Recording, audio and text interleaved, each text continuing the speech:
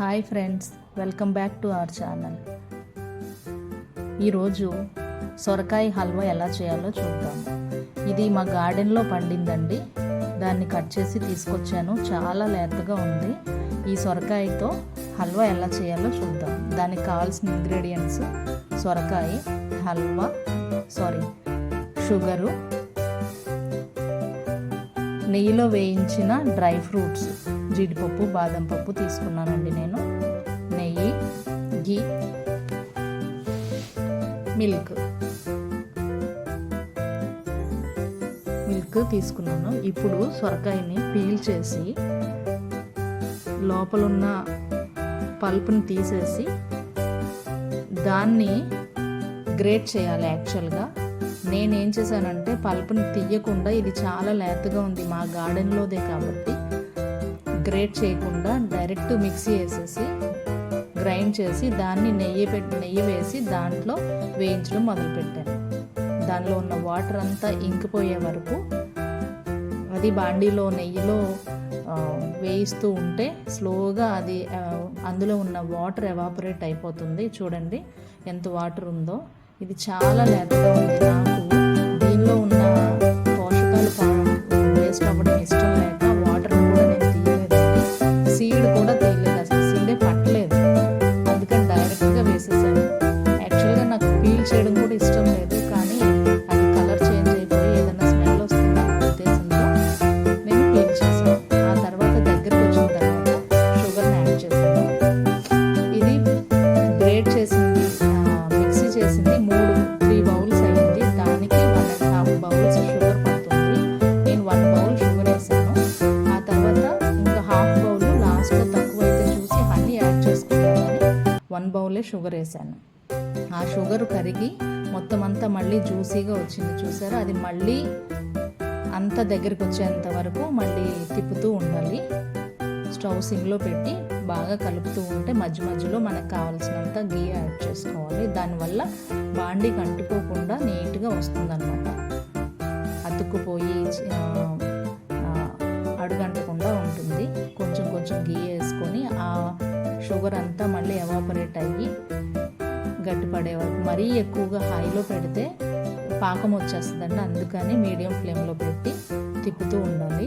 కొంచెం బాగా దగ్గర పడిన తర్వాత అప్పటి వరకు అలాగా కలుపుతూ ఉంటే సాఫ్ట్గా తయారవుతుంది. గ్రేట్ చేసింది అయితే కొంచెం పుల్లలుగా అట్లా ఉంటుంది. మీకు తెలుసు కదా, నేను గ్రేట్ చేయలేదు కాబట్టి ఇది హల్వా స్మూత్గా అయిపోతుంది. అదైతే కొంచెం నూడిల్స్ టైప్లో కనిపిస్తూ ఉంటుంది చిన్న చిన్నగా. ఇది బొంబాయి రవ్వ హల్వా టైప్లో ఇది ఉంటుంది. నాకు మీకు తెలుసు కదా, బద్ధకం ఎక్కువ. అందుకని నేను గ్రేట్ చేయకుండా డైరెక్ట్ మిక్సీ చేసేసి వేసేసాను. ఏదైనా టేస్ట్ అయితే మారదండి. ఈవెన్ ఇంత లేతకైనా గ్రేట్ చేయడం కూడా చాలా కష్టం. అందుకని నేను గ్రేట్ చేయలేదు. ఇప్పుడు చూడండి కొంచెం దగ్గరికి వచ్చింది. అట్లా తిప్పుతూ ఉంటే నేను షుగర్ వేసిన తర్వాత బాగా దగ్గరికి వచ్చేదాకా వేసిన తర్వాత అప్పుడు 3 కప్పులు దానికి ఆ పల్ప్కి 1.5 కప్పు మిల్క్ వేయాలి. నేను 1 కప్ వేసాను. తర్వాత ఇంకొక హాఫ్ కప్పు మళ్ళీ కలిపి వేసాను అనమాట. మళ్ళీ మిల్క్ తీసుకొని పోసాను. ఈ మిల్క్ కూడా దాంట్లో మొత్తం కలిసిపోయే వరకు, గట్టిపడే వరకు మనము మీడియం ఫ్లేమ్లో పెట్టి కలుపుతూ ఉండాలి. చూడండి ఇప్పుడు చాలా లూజ్ అయ్యింది కదా.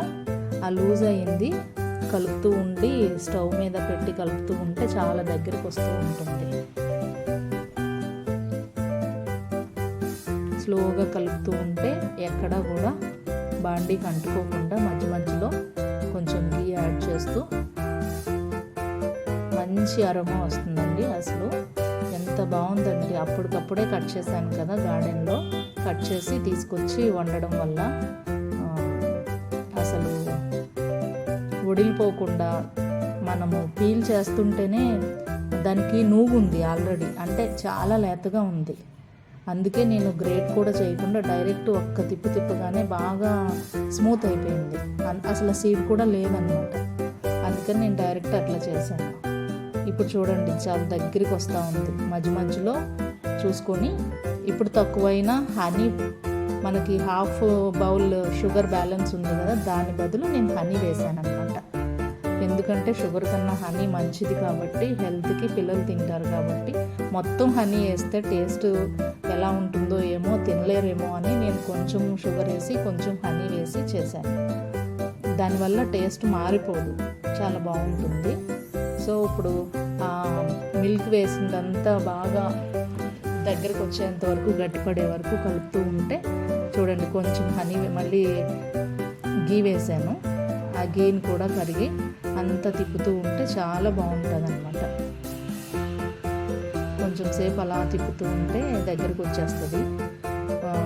దానిలో ఉన్న గీ బాండీని ఇది వదిలేసి దగ్గరికి వచ్చేసి బాండీని అంటుకోకుండా ఆ మొత్తం కన్సిస్టెన్సీ ఎంత నీట్గా వస్తుందంటే చాలా బాగుంటుంది. ఈ మధ్యలో మనకి దగ్గరికి వస్తుంది అనుకున్నప్పుడు యాలకులు మిక్సీ పౌడర్ కొట్టి దాన్ని వేసాను సువాసన కోసం.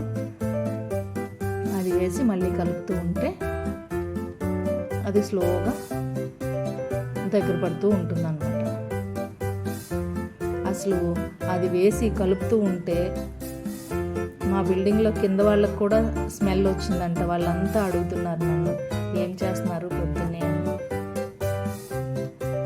నెయ్యి స్మెల్, డ్రై ఫ్రూట్ స్మెల్, చాలా యాలకుల స్మెల్, ఒక మంచి స్వీట్ స్మెల్ వస్తుంది కదా.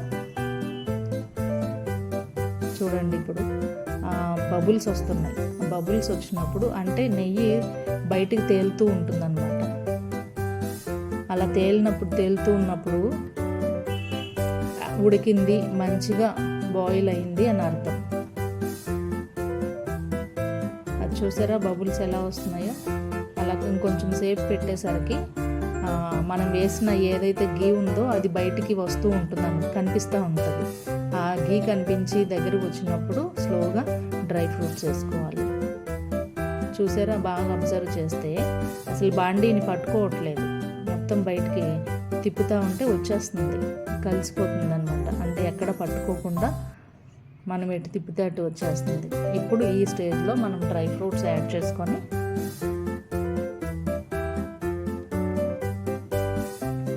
కలపాలి బాగా.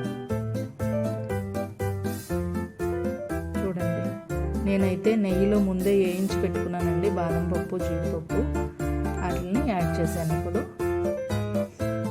వాటిని మంచిగా కలిపితే దాంట్లో పడేసరికి అసలు చాలా మంచి స్మెల్, చాలా బాగుంది. చూడ్డానికే ఇట్లా ఉంటే అసలు నోట్లో పెట్టుకుంటే కరిగిపోయేలా ఉంది. ఇప్పుడు చూసారా, బయటికి మీరు అబ్జర్వ్ చేస్తే నెయ్యి అంతా బయటికి కక్కుతూ ఉంటుంది. రెడీ అయిన హల్వాని డిష్ అవుట్ చేసి టేస్ట్ చేయండి. Thank you. సబ్స్క్రైబ్.